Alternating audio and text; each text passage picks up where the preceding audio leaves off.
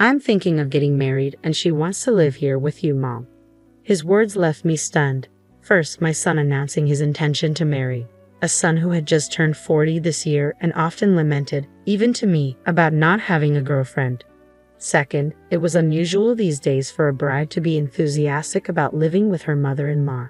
Until now, my son and I had shared this 2-bedroom apartment. My husband passed away from overwork before my son started elementary school. Since then, my son and I had supported each other.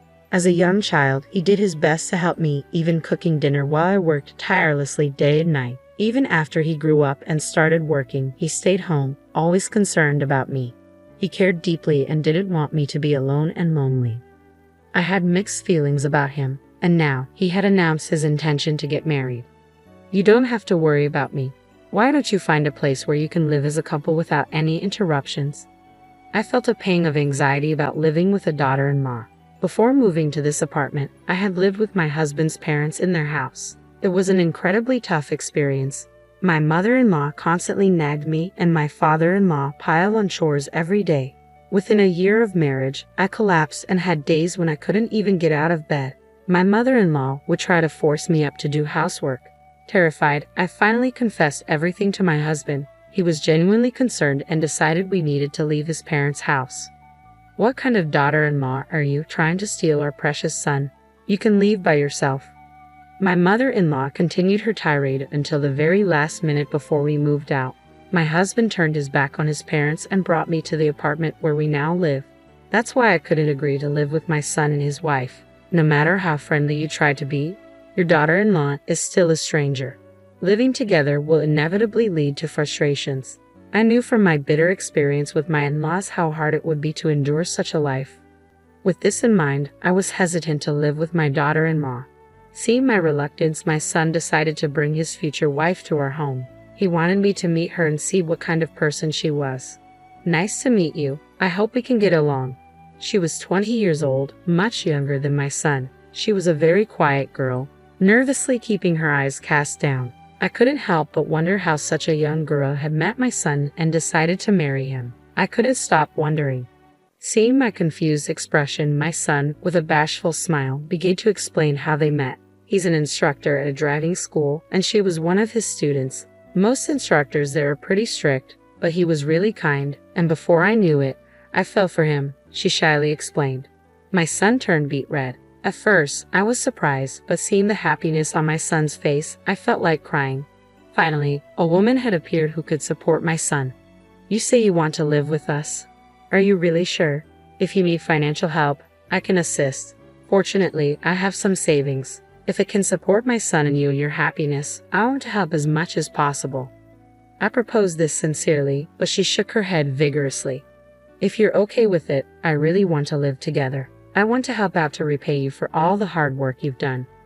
What a kind-hearted girl she was. Not only did she care for my son, but she also cared about me, her future mother-in-law. I was both surprised and touched. With her, I thought maybe we could make it work living under the same roof. Before I knew it, I found myself nodding in agreement. And so, my son and she got married, and we all started living together in our apartment. But the new bride turned out to be a surprising character. Just a week into our shared living, I began to feel a sense of unease. "Mother-in-law, let me do all the housework. You take it easy." I had thought she would continue to work even after we lived together, but apparently she hadn't been working even before the marriage, and there was no sign of her getting a job. She did do the housework, but the laundry was sloppy and frankly, her cooking was not so great. But I felt if I said anything, she might take me as a nagging, difficult mother-in-law, so I chose to bear with it. Wanting to lighten her load a little, I said, "Thank you for always cooking. Let me handle dinner today. Why don't you take a break?" But she refused flatly. "No, I'll do it. Please don't take my work away from me." She stubbornly refused, and from the moment we decided to live together, I found myself unable to step into my own kitchen. Even when I tried to help with cleaning or vacuuming, she would snatch the tasks away with a slightly irritated look on her face. "Listen, mother-in-law, I've already told you it's my job. Please just stay out of it." Her attitude had changed drastically from when we first met after the wedding, leaving me bewildered. With my son working tirelessly to provide for his wife and me, taking on a part-time night job alongside his full-time day job, he often came home late. This left her and me alone in the house for long periods. She complained about almost everything I did, causing me to retreat more into my bedroom. Whenever I emerged for something as simple as using the restroom, I find her casually lounging in the living room, watching TV. I felt increasingly uncomfortable in my own home, often sighing quietly to myself. But that wasn't all. At one point, my son said something that completely surprised me. "Mom, don't you think you're making her work a little too hard? It's not fair to make her do all the housework." "What?" I exclaimed in surprise, my voice involuntarily rising. My son looked at me with a grimace as though I were the villain. Despite my insistence on doing nothing, she had been portraying herself as the victim and complaining to my son. "I'm not making her do anything. She said she would handle all the housework." "Well, she's your daughter-in-law. Clearly, she's trying to show respect to you. You should appreciate that more. It's not fair to her. She's so young." I was perplexed by my son's reasoning that her youth warranted sympathy, and truthfully, I was hurt that he wouldn't believe my perspective. Since then, I had to be constantly vigilant around her. However, she consistently misinterpreted my intentions, leaving me perpetually troubled and distressed. Still, I would occasionally try to reach out. "Thank you for everything you do. I'll take care of things around the house today. Why don't you go out and relax?" But her responses were always dismissive. "Are you suggesting I'm a burden when I'm home? I'll have dinner with my husband, so you should eat first, mother-in-law." Unbeknownst to my son, who often returned late from work, I found myself eating alone in my bedroom. The silence, without the comforting hum of the television, made me feel unbearably lonely.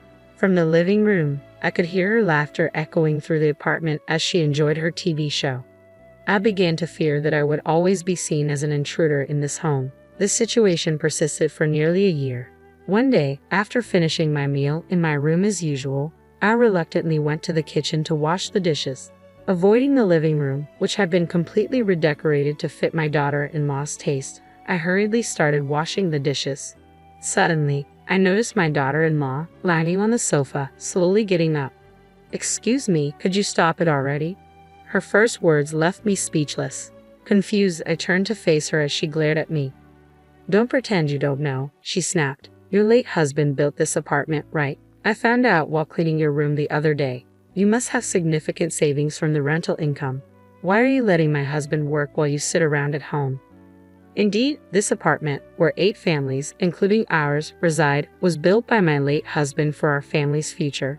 He was a successful businessman who made the brave decision to create a separate living space for us, away from his parents.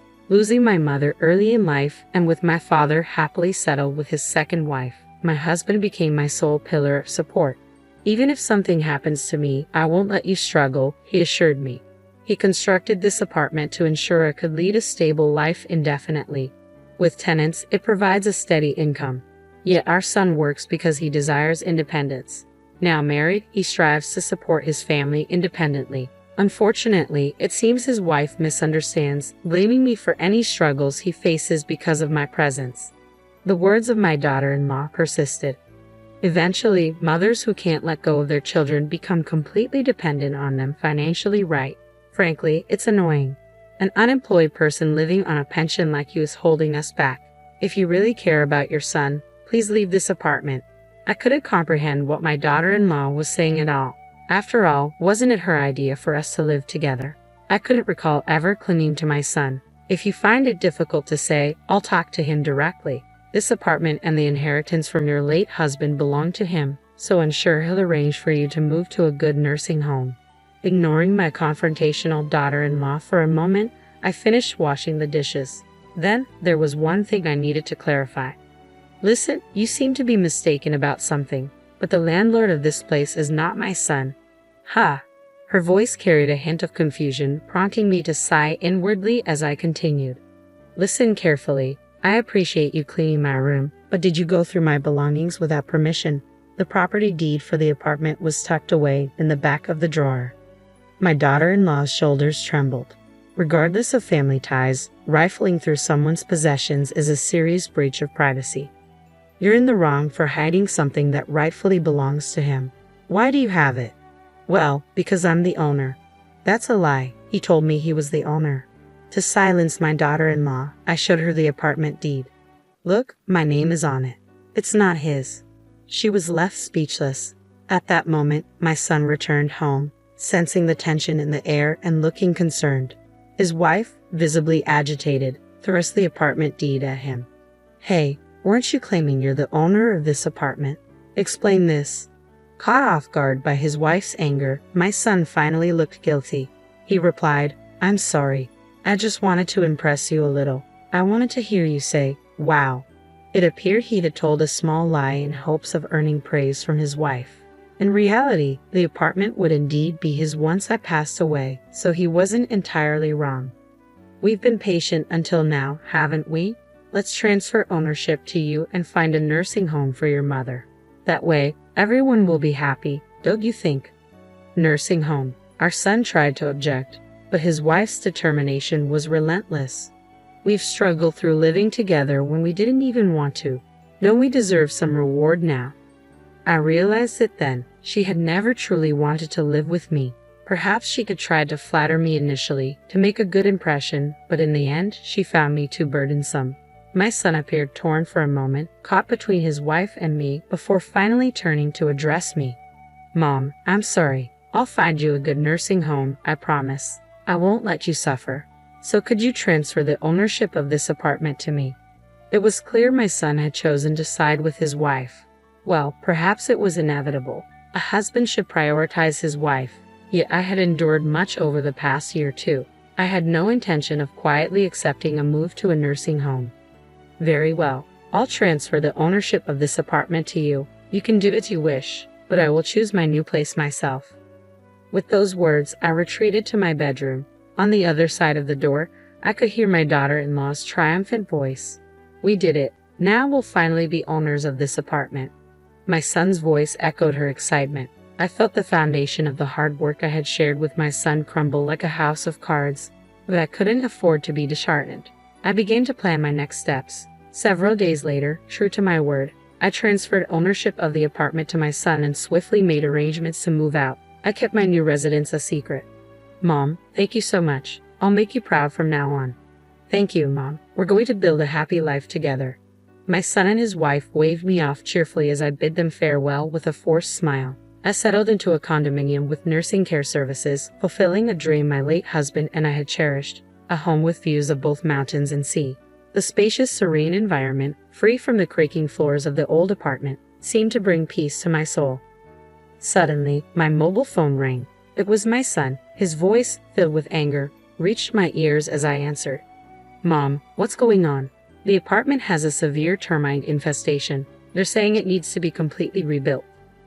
Just as I suspected, a few months before I moved out, termites had been discovered during a building inspection. The aging structure had prompted me to consider rebuilding, but with my son's busy schedule and no opportunity to discuss it, I had handled it myself.